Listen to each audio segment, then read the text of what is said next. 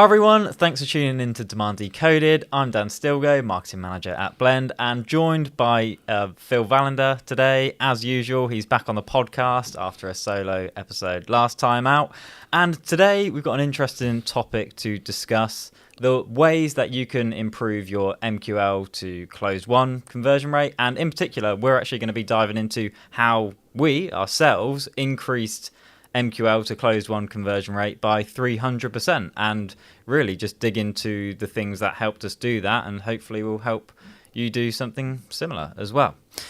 So during this episode, we're going to be digging into the things that helped us from a marketing perspective. Obviously, there's a lot of things that sales can do in this process, really to drive the entire thing. Like sales are, if not more responsible for MQL to closed won, maybe pipeline to closed won, but there are things that marketing can do as well, for certain, and we'll cover those off today. Absolutely. And the things, the marketing effect that you can have on the conversion rate from high intent lead to closed won revenue starts much earlier in the buying journey and takes place all the way through it. So it isn't just activity that's focused on prospects that are in pipeline or have made that high intent inquiry. The work actually starts much earlier in the buying process, and so I think it makes sense to tackle this in line with that buying journey that people go on, and start by talking about some of the early steps you can take. Absolutely. And maybe we should just clarify, because you just referenced high intent lead. I did. I called it MQL. You did. So, but essentially, we call a high intent lead an MQL. There's absolutely nothing wrong with that. MQLs get a lot of slander. Maybe we need to do an episode on MQLs. Generally now, there's a lot of slander around MQLs, and it's from a kind of historic standpoint in the way that they have been used in the past, and how people perceive MQLs as the lead scored, nurtured type leads that used to happen, still happen. But there's no harm in having an MQL status or stage if they're high intent leads. It's just a label, and if you're clear on what that label is, you're all agreed within your organization, crucially, then you can use any label you like for anything you like. We are seeking high intent conversions for lots and lots of reasons that will become touched on today, but we don't have the high volume lead scored, lead nurtured type of lead being called MQL, so we're able to use MQL, and for us MQL fits, but it doesn't always work that way. Organizations need to be aware of that, but we are talking about what we did to increase our conversion rate from MQL to closed won revenue, which in effect, or in fact, is a conversion rate between high intent lead and pipeline and revenue. So yes, good to clarify. I thought it was worth clearing that up. Okay, so let's dive in to the list of things that we've got here. And the first one that we wanted to touch on is positioning. Positioning is a very powerful and impactful area of marketing, which has both widespread impact and very focused, significant impact in certain areas. Of course, positioning is effectively determining what you as a business say you offer. It's the message you put out about your product or service or solution and how it meets the needs of a certain type of buyer. For us, we've adapted our positioning to reflect both the things that we are best at and the things that we are best known for. And that's created a synergy effectively within our marketing, that when buyers who are aware of us or who have been told about us, visit our properties, be it our content, our podcast, our website, that perception of what we offer and what we stand for is reflected, matched and mirrored in the positioning on our website, the messaging in our content, the topics we discuss here on our podcast. And that creates a very, very strong sense of trust, belief, credibility, and affinity. It's also been shown that when it comes to website homepages and the hero messaging, which is the first thing most people see when they visit your website, having that message clear, concise, understandable is by far the most, the preferred approach for buyers. And yet businesses and their marketers continually obfuscate their positioning, even if they've selected it carefully and well, obfuscate their positioning on their website with overly glossy, marketing-led, campaign-led, brand-led type messaging, to the point where website visitors don't see immediately anything which resonates with either what they know already about your business or what they're searching for in that moment.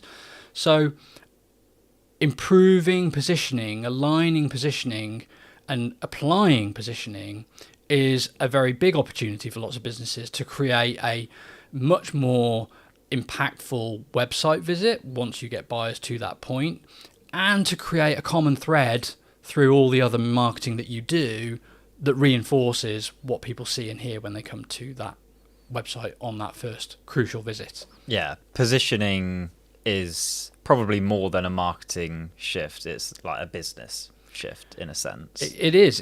It's influenced by lots of things, and it influences lots of things. A business simply can't stand up and decide one day to be something completely different. But quite often, businesses are not being totally honest with themselves or their audience in the way that they communicate their positioning. And so there's an opportunity in lots of cases, particularly in service industries, to simply focus in on a smaller niche within the audience that you could serve to create a more targeted, more refined positioning message. So in the case of Blend, for a long time, Blend's been a pipeline-focused demand generation agency, and we still have a full in-house team able to offer that service. And yet, the market typically perceived us, in recent years at least, as an agency with a very strong credibility in website design and development on the HubSpot platform in particular.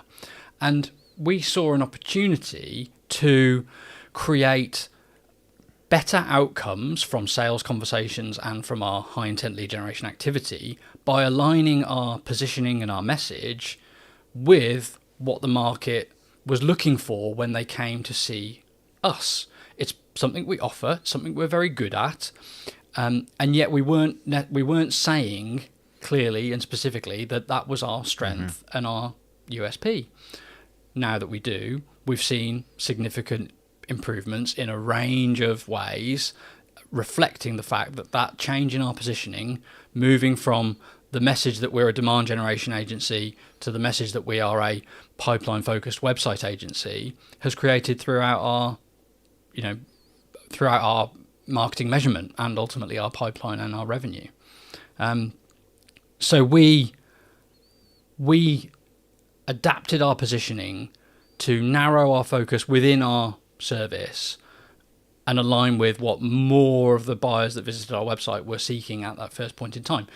It does not preclude us from selling the other services that we offer. It does not mean that we have to disband those capabilities. It doesn't mean any of those things. It simply means that the point that we make when people find us and see us is that we offer the thing they're looking for, most likely, and we can then support it with additional services thereafter. Yeah, and it's meant we can lean into those things that buyers kind of associate us with in terms of other marketing things outside of the website as well, like in the content that we create. Yeah. More about websites that, just supports that entire kind of association with us. Yeah.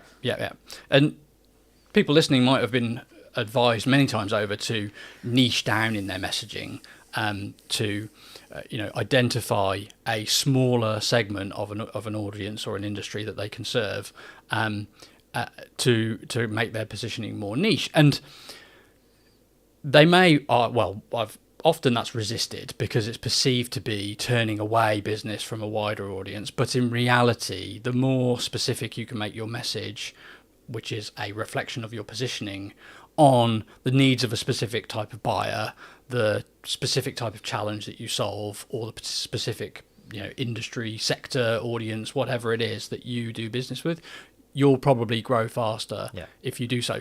The good news is that in many cases, that already exists within a lot of businesses. It just requires a little bit of introspection and honesty in some respects to kind of fess up about who you do it best for, who can benefit most from what you offer. And if you lead with that angle, you'll typically generate, well, more visits from that type of buyer because it will permeate the rest of your marketing. Better outcomes when those buyers visit your website, and you'll grow faster. And you can still serve people in other industries, other sectors, other verticals with other challenges when they come to you, because there's nothing to say that you can't. You can be opportunistic about it, but your growth will be quicker if you are focused on people that you can help the most and the best and quickly, than if you take a broad stance with a message that says we can help everybody with everything and nothing specific is in there. Yeah, it means nothing. Yeah. All right, cool. I think that was very well covered. Final point, though. Okay. Final point, though, is that there has to be a degree of product market fit. Yes. As we said, a business can't stand up and decide one day to be something completely different. It also can't succeed by choosing messaging and positioning that is completely removed from what it can sell to its industry or what it can deliver. So the right positioning is influenced not only by your internal, perceptions and desires and factors. It has to be informed by the market, which is why we align to what our market was telling us. So there's a few vectors at play, but if you create alignment between them, then you can have a very big impact with refined, clearly communicated, more focused positioning and messaging that's attractive to buyers. Yeah. Cool. All right. Good stuff.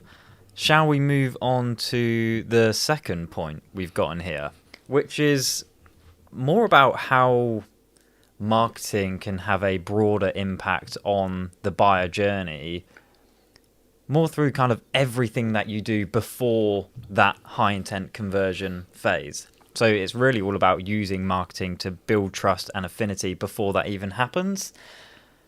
And I suppose this comes back to buyer, affinity and preference for brands. And I'd probably reference the 95.5%. Yeah.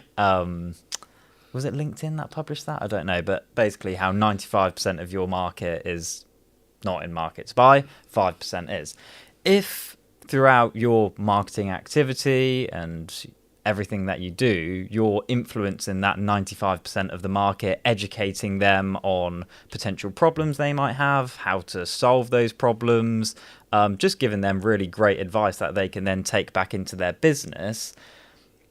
When a buying trigger occurs and they all of a sudden might want a solution to help with that particular thing, they will at least put your brand in the running or associate your brand with that thing, which ultimately means they've built up all of this preference and trust in what you do over that period of education and, affinity building through content and other means, even conversations you might have with people, that then when it comes to that conversion into high intent lead and ultimately into closed one, they're already so bought in to what you do, like they trust you already, so the sell isn't as hard. Yeah, absolutely. If you're able to communicate your point of view, your capability, the results you generate, in a way that influences buyers before they come and, dive deeper into your website, your sales process, etc., then you are improving your outcomes at the end of the process by developing the affinity, the trust, the preference, the credibility, and so on. And one way to think about that, I think, is that's clearly in the camp of you're helping to create demand. Yeah.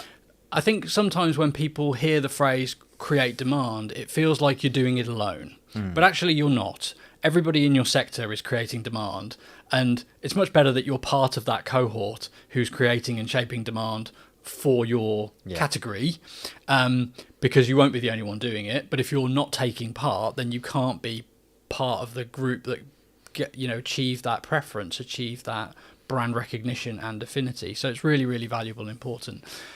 To your point earlier about the fact that 95% of a total market are not in market at any point in time.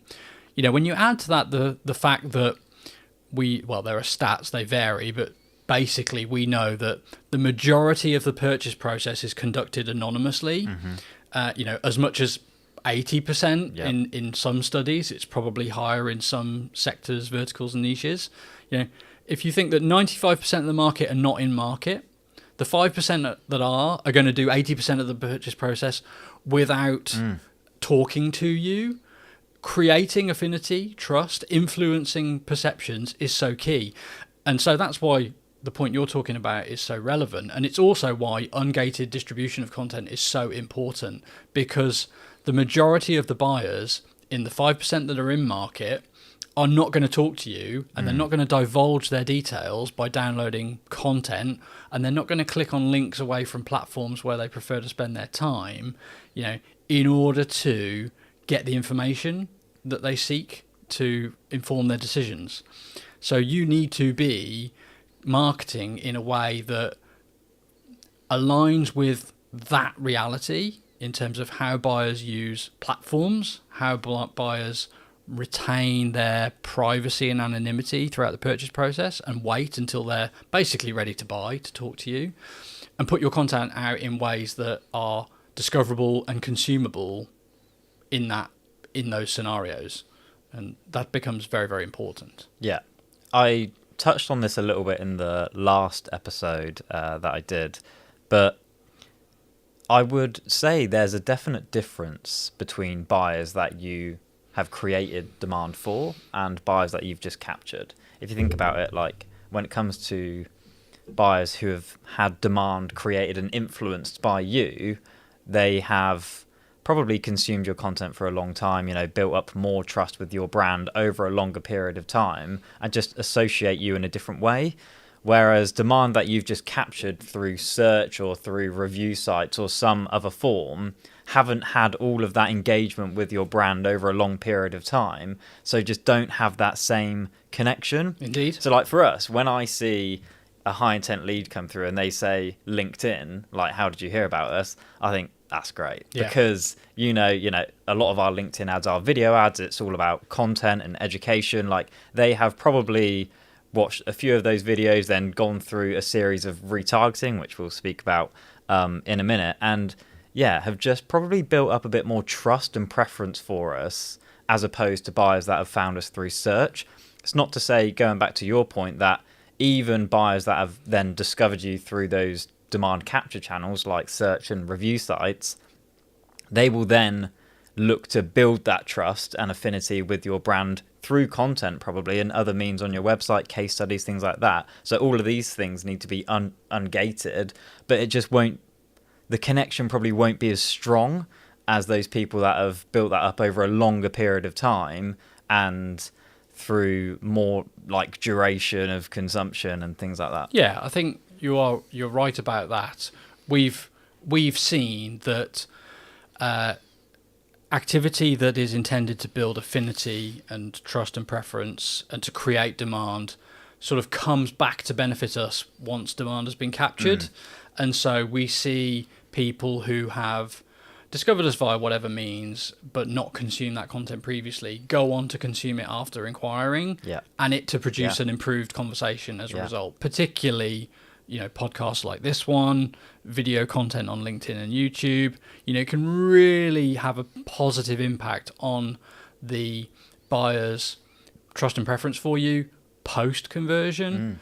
But it most likely will have a greater impact if they've consumed it over a longer period of time. Makes total sense. But the benefit of doing it that way means that content can have that impact in both places in your buyer's journey, and it isn't limited to the one location where they were able to access it.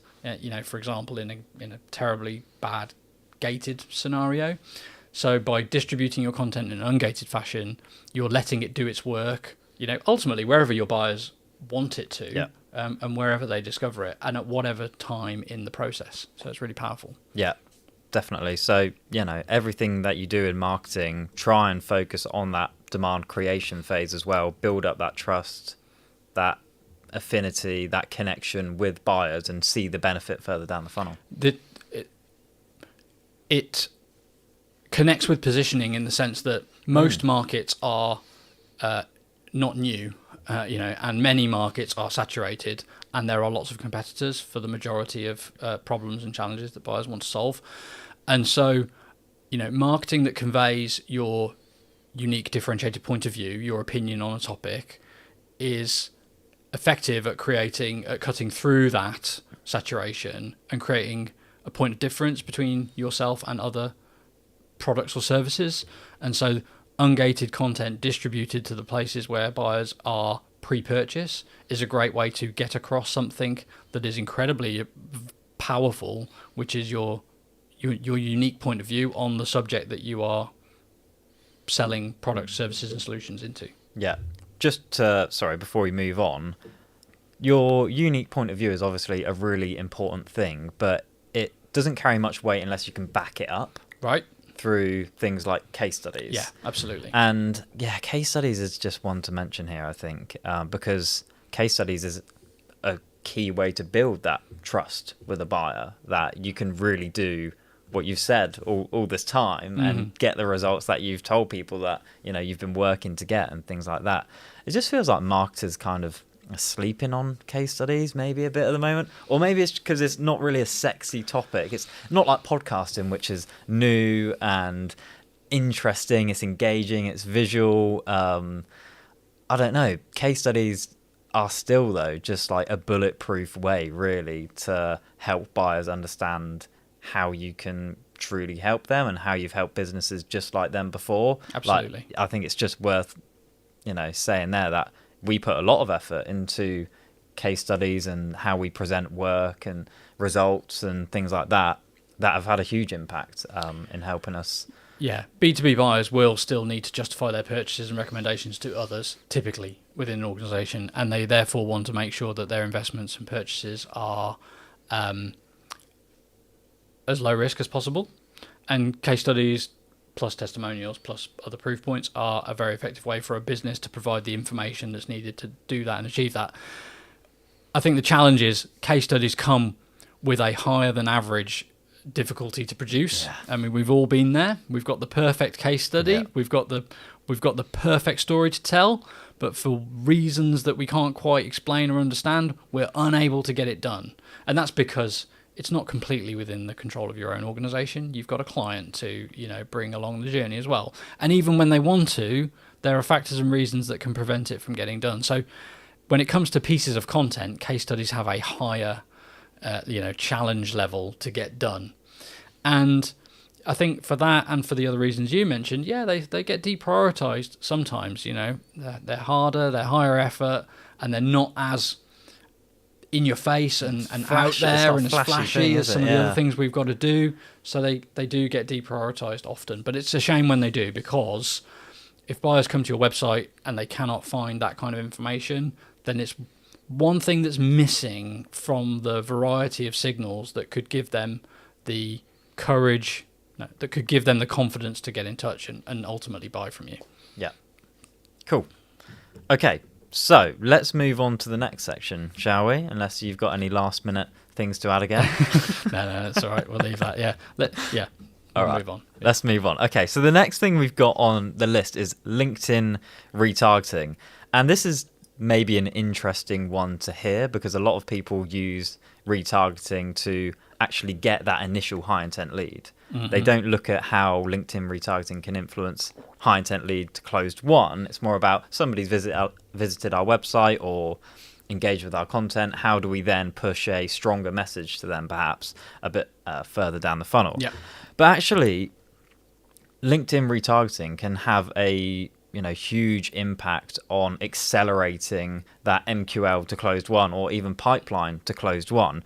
Ultimately, if you understand what your buyers care about, what their challenges are, what the potential solutions are to solve those challenges, and you're distributing all of this content to them consistently whilst they're in your pipeline and talking to sales, then it's only going to benefit you by building a stronger connection with them, like building further trust with them, just kind of letting them know that you understand them, you understand what their problems are, and almost just build more likelihood that they're going to accelerate this process for you themselves. You'll both be working together because they're almost more excited, and they're seeing more of your work, more of the results, more of your content, more of your brand's unique position in their LinkedIn feed, which ultimately gets them more excited to work with you. Yeah, absolutely.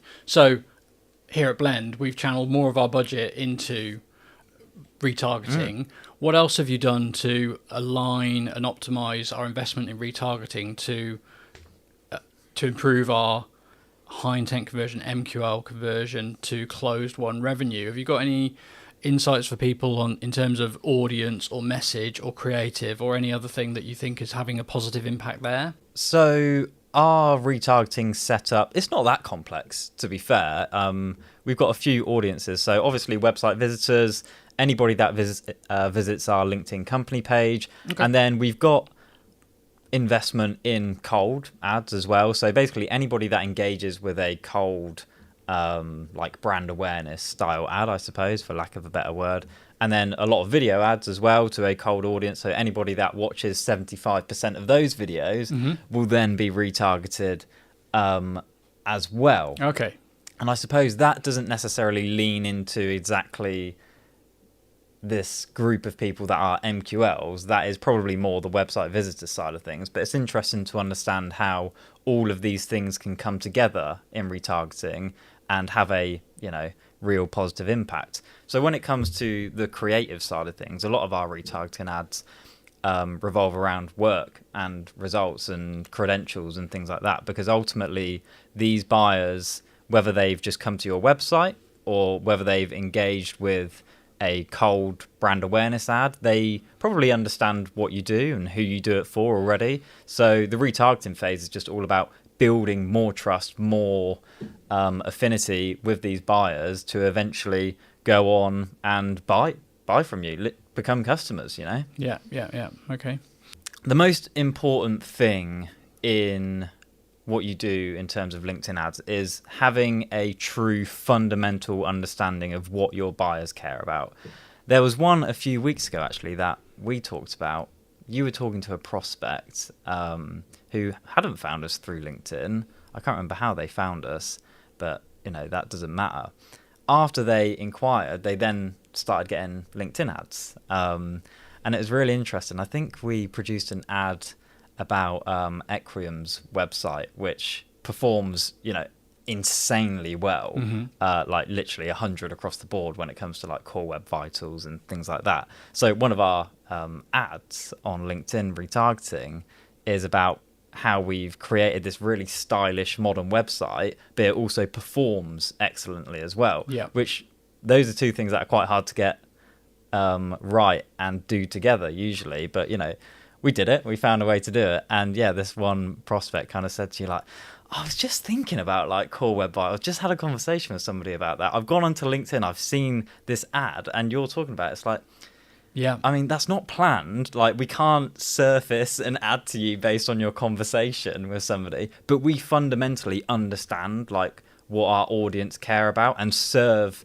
that content to them in the feed. We don't really care if they click it, to be honest. Yeah. But as long as they see that we understand them, we get their challenges, it's only going to help accelerate the whole process. Yeah.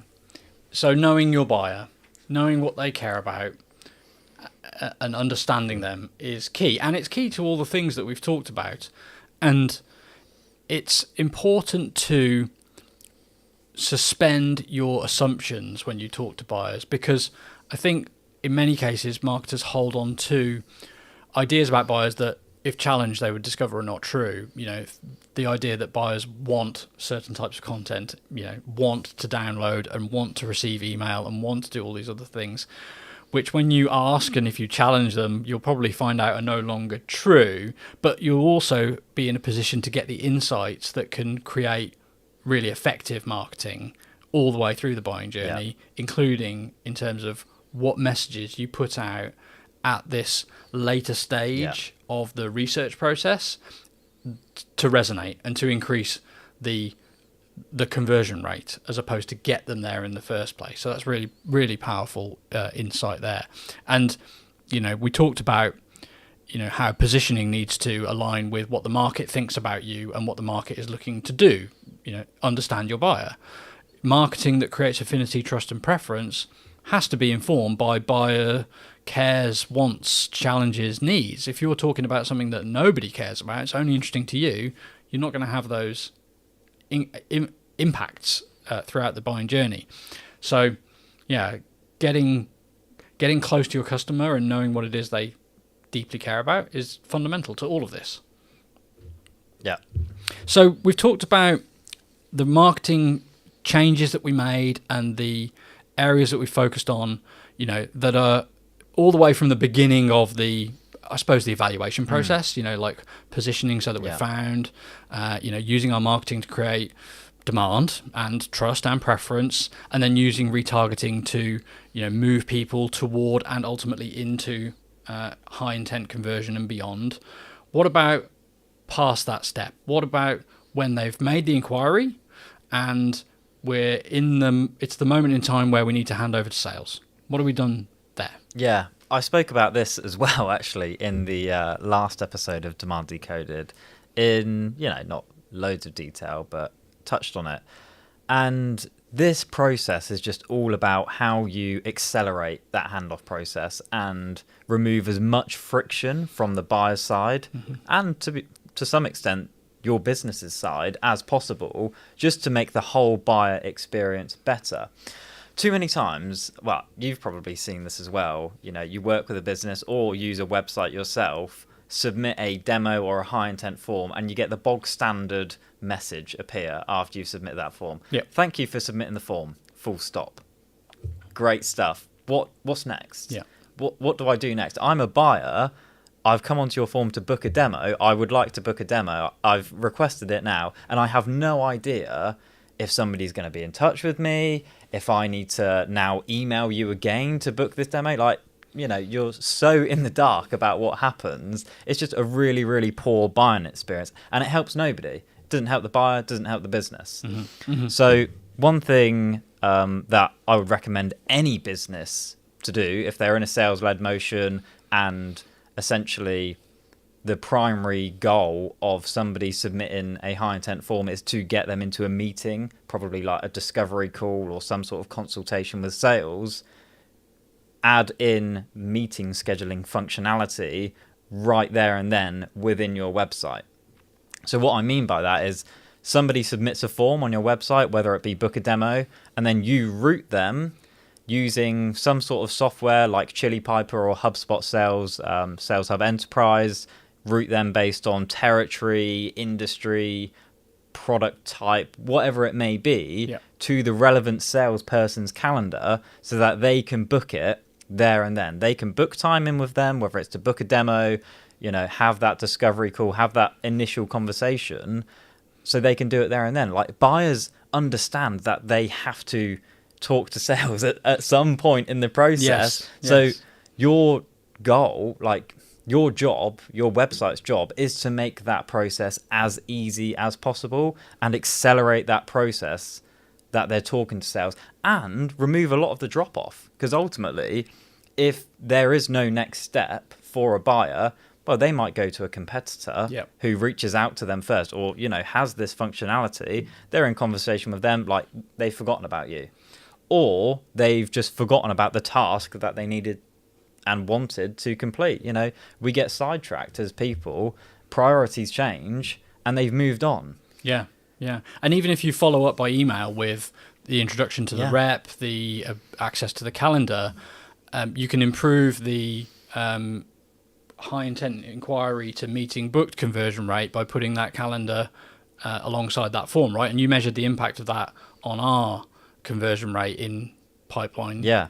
Well, so our initial approach, so I compared H1 last year to H1 this year, 2024.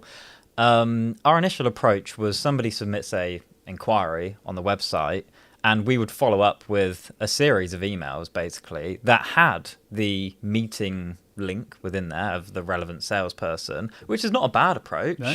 You know, like we probably said after they've submitted the form, check your emails or whatever for a meeting link. It's not too bad, right? Send them the email. They've got the meeting link to be able to do that. But still, there was a large drop-off, and I haven't got it in here, but from memory, I think the conversion rate from high intent lead to, you know what, let me find it actually, because I'll be able to very easily. I'm pretty sure it was 46% or something like that. 49 to 77, wasn't it? 42 to 77. Okay, you remembered it. Wow.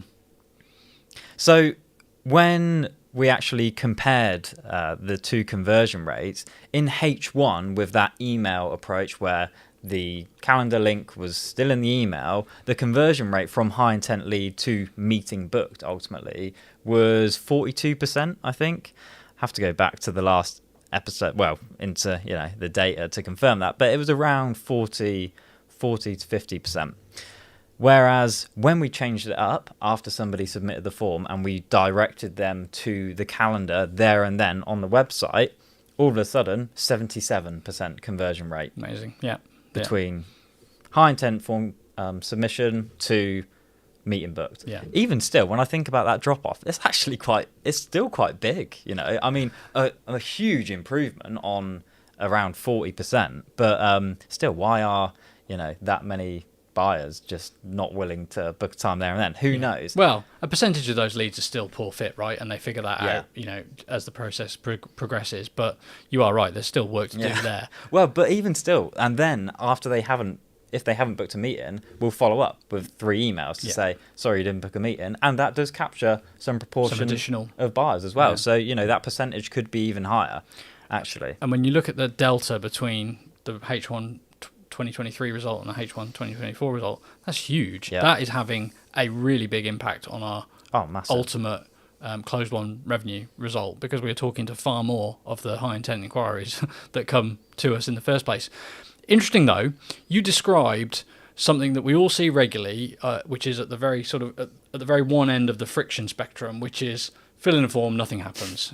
Thank you, and then you're in the dark, and maybe some emails come out later, and so on and so forth.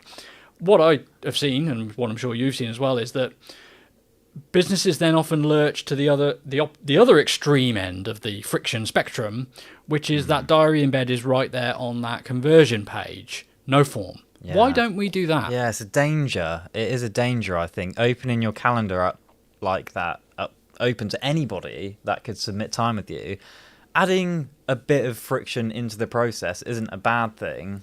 Like, positive friction is weird to say because those words don't usually, travel well together. But actually, positive friction, more so from, your perspective, to add some structure into that process is a good thing, so that you can qualify out a lot of, buyers that, quite frankly, will never become customers and are just a poor fit for your business. Yeah.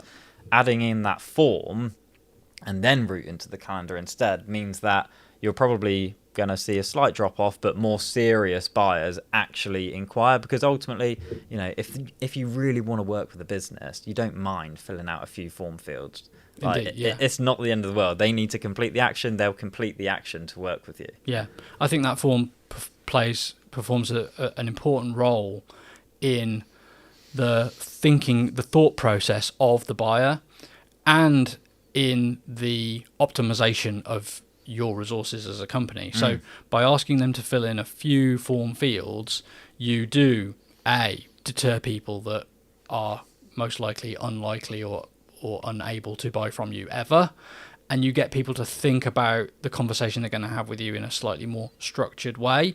And so while it might seem counterintuitive to keep a form before presenting a meeting scheduling UI, it actually has a positive impact on the quality of the demand that you capture through your website, and will have a positive impact on closed won conversion rate through quality of conversation, focus of resource, and the mutual understanding that exists between your buyer and your organization when that sales conversation takes place. Yeah. Well, and actually, you know what? There's a technical element to this as well, which is that most businesses have more than one salesperson that they want to direct a calendar to. Yeah. They'll be, you know, in a series of territories or worked on by account level, enterprise, SME, whatever it may be. So you actually will struggle to do that, you know, through that calendar UI. Yeah. At least in a in a reliable way. Yes. You whereas can't. Yeah. You can't personalize and target that calendar to the right person before you've got some information from them.